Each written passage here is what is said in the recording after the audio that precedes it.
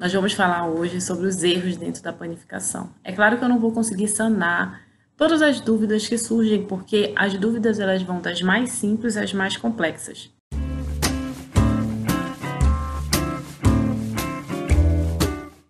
Mas o fato é que qualquer momento e às vezes qualquer pessoa que faça pães vão surgir algumas dúvidas, porque é um processo que depende da ação de micro-organismo e depende do meio ambiente. Então eu dependo de condições climáticas, por exemplo, para desenvolver um pão nas condições que eu desejo. E essas condições que eu desejo desenvolver nem sempre são as condições, são as condições mais corretas, enfim. É como eu sempre falo, o processo de panificação, ele é um processo que envolve desejos diferentes, sabores diferentes. Por exemplo, tem gente que gosta de pão muito branco, quase cru, né? Então, e tem pessoas que gostam de pão bem assado. Então, assim, são situações bem particulares. Então, se você se vê cheio de dúvidas dentro da panificação, não fique preocupado, porque essa dúvida ela vai sempre surgir porque, por exemplo, meus clientes, eles podem ser clientes com gostos diferentes. Então, eu vou ter que atender, eu vou tentar chegar numa média para atender os diversos públicos que eu tenho. Então, vamos lá para algumas perguntas que são sempre muito pertinentes dentro da panificação e são as mais constantes, né? Que eu percebo que os alunos, eles, quando se falam em dúvidas, estão associadas. Primeiro ponto, estão associadas à água. Quando a gente fala em água num processo de panificação, primeira pergunta, quanto de água? E essa é uma pergunta que eu sempre assim dou uma segurada para responder. Porque de fato tem receitas que dá para te dar uma quantidade de água exata, ou então assim uma quantidade de água que chegue naquelas condições, uma média geral. Mas tem situações de pães que não tem como a gente trabalhar uma quantidade de água fechada. Porque a quantidade de água de uma receita, eu dependo exclusivamente da qualidade, da característica da farinha. Então, existem receitas onde a farinha que eu vou estar utilizando, ela vai me permitir, por exemplo, uma hidratação de 70%. E já vai ter outras farinhas que vão me permitir, por exemplo, 50%. Então, assim, às vezes se torna um processo um pouco relativo e é difícil para a pessoa que está ali ensinando fechar uma quantidade exata de água. Então, quando eu falo 60% ou 70%, por exemplo, eu estou falando nessa porcentagem em relação à farinha. Então, se eu tenho 100 gramas de farinha e é 70% de água, então isso daí vai envolver 70 ml de água. Estão entendendo? Então, a porcentagem está relacionada à quantidade de farinha. Então, por que, André, a gente não fecha uma quantidade de água exata para as receitas em panificação? Porque eu trabalho com diferentes tipos de farinha. Eu tenho farinhas com menor percentual de proteínas, que vão absorver menos água. Eu tenho farinhas com maior percentual de proteínas, que vão absorver mais água. Eu tenho farinhas integrais, que se relacionadas às farinhas brancas, vão absorver mais água. E eu tenho, por exemplo, farinhas que foram mal armazenadas, e aí absorve umidade do meio e, consequentemente, vão absorver mais água do que o de costume.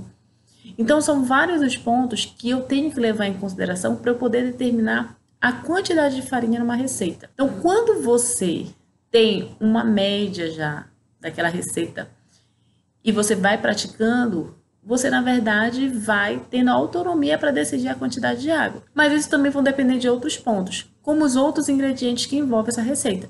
Então, se eu tenho ingredientes que têm uma ação hidratante, por exemplo, quantidade de ovos, as esponjas que são adicionadas aqui para a produção daqueles pães, todos esses ingredientes vão contribuir com uma hidratação dessa massa. Pães que vão levar um percentual elevado de gordura, por exemplo, são pães que eu também vou ter que levar em consideração, porque se eu me exceder na hidratação, a gordura também vai tornar essa massa um pouco mais pegajosa, ou até mesmo perder o ponto da massa, e aí fica comprometida na modelagem, por exemplo. Considerando este ponto, não se sinta melindroso na hora de fazer o seu pão, achando que você vai errar a quantidade de água. A quantidade de água depende muito mais do seu tato do que até mesmo uma receita que estabelece.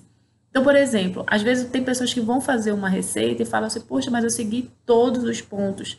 Por que a minha massa ficou dura? Ou por que a minha massa ficou muito mole? Isso está relacionado ao tipo de farinha que você utilizou na sua receita. É muito mais importante que você pratique a panificação do que você se apegar a uma receita e essa receita não dar certo e você se frustrar com essa receita. Existem situações dentro da panificação que são situações realmente que envolvem processos bem específicos. Eu sei que, por exemplo, tem pessoas que olham para mim e falam assim: Andréia, você fala para eu calcular a temperatura da água, mas a minha avó sempre fez pães maravilhosos e ela nunca precisou calcular a temperatura da água. E de fato, gente, se eu quero fazer simplesmente um pão por fazer, não há segredo, né? Você vai lá na mistura e coloca uma quantidade de água que te permita só sovar a massa e pronto.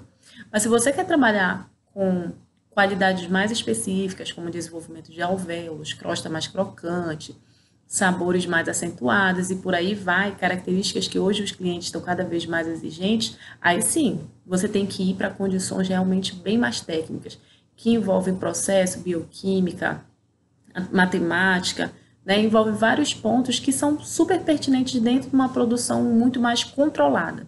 Então, a panificação é um processo que eu dependo da ação de micro-organismos e dependo, por exemplo, do clima. Então, são dois pontos que estão fora do meu controle. Eu não tenho como controlar o clima. Naquele dia, a não ser que na minha cozinha eu consiga montar uma estufa e ali eu conseguir, ou então na minha área de produção, montar uma técnica onde eu controle esse processo. Então, se eu não tenho como controlar a temperatura ambiente, o que eu vou fazer? Eu vou usar técnicas onde eu consiga controlar através das ações intrínsecas as ações extrínsecas daquele alimento. O que são as características intrínsecas, geralmente tudo que envolve o alimento em si.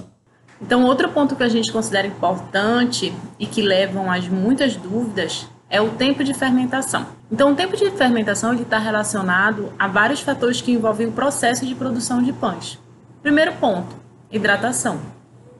Então, uma massa bem hidratada, ela vai tender a fermentar com mais facilidade, mesmo porque uma massa mais hidratada, ela vai desenvolver melhor o glúten. Então, o glúten ele vai estar com uma extensibilidade, uma elasticidade muito maior. Então, isso vai levar também uma facilidade no processo de fermentação. O que é o processo de fermentação? É o que envolve o aumento do volume dessa massa, né? Que é a produção do gás carbônico. Outro ponto que a gente também considera são as quantidades de fermento. Então, pães com uma quantidade maior de fermento, eles vão tender a fermentar mais rápido. Com uma quantidade menor, vão tender a fermentar mais lentamente. Então, essa relação é a primeira e a mais importante de todas. Outro ponto que envolve também, né, o processo de fermentação, tempo de fermentação, é o clima. O clima ou as condições de estufa, enfim, a temperatura estabelecida nessa fermentação. Então, naquele dia que está mais quente, com certeza um processo de fermentação ele vai ser muito mais acelerado. Se eu tiver uma temperatura mais fria, a fermentação ela vai se tornar mais lenta. A gente até brinca às vezes assim, olha, se tiver muito frio, não tá para fazer pão. Aquele pão que você quer um resultado bem rápido, tipo assim, chegou visita, eu quero fazer um pão para servir. E se tiver muito frio naquele dia, você vai ficar meio frustrada porque o seu pão não vai crescer no tempo que você gostaria que crescesse. Agora, um pão, por exemplo, de fermentação lenta, esse processo de um dia mais frio, ele vai levar à produção de um pão com a qualidade que você quer, que é a fermentação lenta. E aí a gente cita alguns pontos que fazem a gente determinar o tempo, né, de fermentação. Primeiro, é ter uma noção de tempo de fermentação.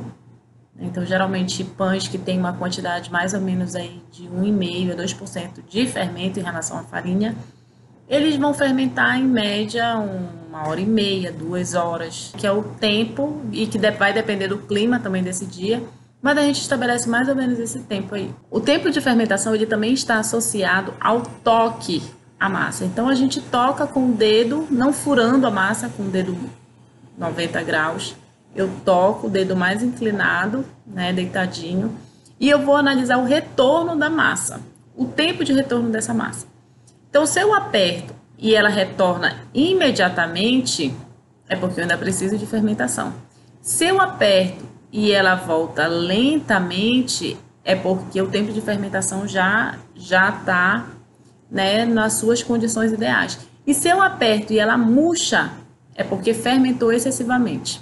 Então, esse toque na massa é algo que nos dá também uma noção de tempo de fermentação. E um outro ponto importante é o aroma, e cada vez que a fermentação vai acontecendo de forma mais intensa, a gente vai sentindo esse aroma da massa. Então é importante que a gente trabalhe os sensoriais, os nossos sensoriais. De que forma essa minha capacidade de sentir a minha massa vai me levar a processos mais exatos no que eu quero. Diante dessas duas situações, que são quantidade de água e tempo de fermentação, que envolvem as maiores dúvidas dos alunos, as minhas dicas para vocês são: façam os pães e vão anotando.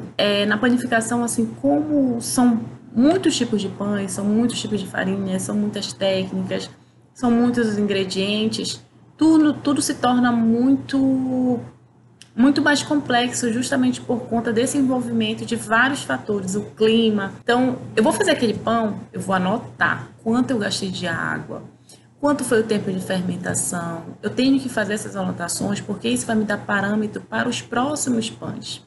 Não adianta você ler receita, seguir receita e se frustrar com a receita porque a receita não está dando certo. Não é que não está dando certo. Para as suas condições, aquela receita ela precisa ser adequada. Você precisa adequar as receitas às suas condições.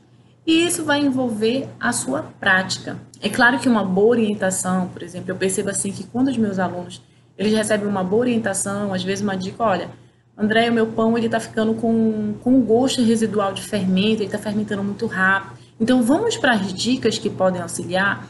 Se está fermentando muito rápido, então vamos reduzir a quantidade de fermento. Quanto você está colocando de fermento? Eu estou colocando 30 gramas para 500 gramas de farinha de trigo. Opa, tem uma quantidade excessiva, vamos reduzir essa quantidade? Vamos colocar só a metade?